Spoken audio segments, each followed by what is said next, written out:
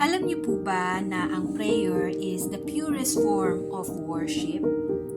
Yes, ang worship po, hindi lang po natin wino-worship ang Lord through our voice, pero marami pong ways ng worship. Pwedeng sa action natin, na-worship natin ang ating Lord, ang boses natin, binibigay natin sa ating Panginoon.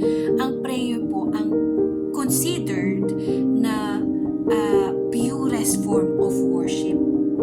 Bakit? Kasi po, kapag tayo po ay nananalangin, alam naman po natin na prayer is the way of communicating to God. Yun po yung paraan natin para kausapin ang ating Panginoon. At kapag tayo po ay nananalangin, nagpapakita po yun ng humility sa ating Panginoon. No? Nagpapakita po yun na ina-acknowledge natin that our God is sovereign, that He is greater than anything in this world. Nagpapakita po yun ng humility na ina-acknowledge natin that God is our creator at tayo po ay nagpapakumbaba. Also, bakit po ang prayer ang purest form of worship? Kasi po pag nagpipray tayo, we open up our heart to God. Yun po yung time na iniiyak natin sa Kanya kung ano yung mga nilalaman ng puso natin. Yun po yung time na nagpapasalamat tayo sa Kanya. Yun po yung time na napakalapit talaga natin sa Kanya. Feeling natin napakalapit natin sa Kanya. Naramdam natin ang presensya niya. Kasi we talk to Him, when we pray, we talk to Him as if He is just standing in front of us, di ba? At kapag nagpipray din po tayo, ina-align natin yung will natin sa will ng Lord sa atin, di ba?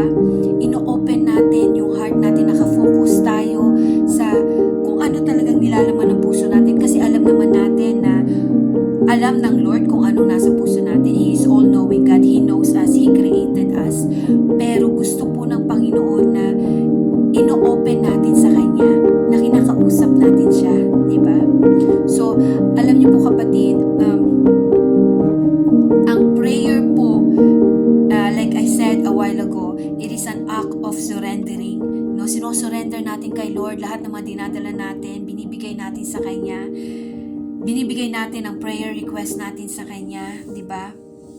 Ang prayer po, pag tayo po ay nagpipray, we exalt Him, we give Him the highest adoration, we adore Him, di ba? Di ba pag nagpipray tayo, nagkikipag-communicate tayo sa Kanya. So alam niyo po ba sa Bible, napakaraming mga example na yung mga sumulat po ng Bible, yung mga author ng book sa Biblia, when they pray, for example, si David, di ba, when he prayed, talagang heart-to-heart talk kay Lord, di ba?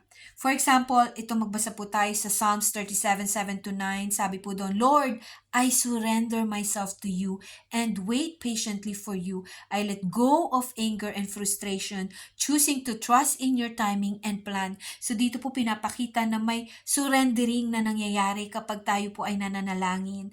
Nagpapakita rin po ito na tayo po ay nagtitiwala sa ating Panginoon. Diba? Sinabi rin po sa Psalms 145 verse 1-3. And you know who wrote Psalms, diba? So si David po, sinabi niya, I will exalt you, my God, the King. I will praise your name forever and ever. Great are you, Lord, and most worthy of praise. Your greatness no one can fathom. So when we pray, we give adoration to God also.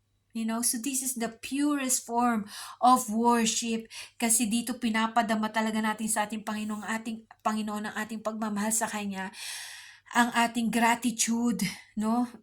Or yung binibigay natin sa Kanya yung highest praise, di ba? We surrender, we open, talagang binibigay natin, sinusuko natin ang puso natin sa ating Panginoon. Sabi po sa Psalms 136 verse 1-3, Lord, I give thanks to you. For you are good, your steadfast love and you endures forever. You are the God of gods and Lord of lords. Your love never fails. So kapatid, I really encourage all of us to pray. Pray without ceasing. In season and out of season, pray. Kausapin mo ang ating Panginoon, kapatid. Siya lang po ang makapagbibigay sa atin ng kung ano man ang kailangan natin. Actually, bago pa natin sabihin, alam na ni Lord kung anong kailangan natin. So kapatid, kung nangangailangan ka ng comfort, ng love, ng hope, ng joy, ng peace, si Lord po ang kausapin natin. Ihingi mo yan sa ating Panginoon through prayer. God bless everyone!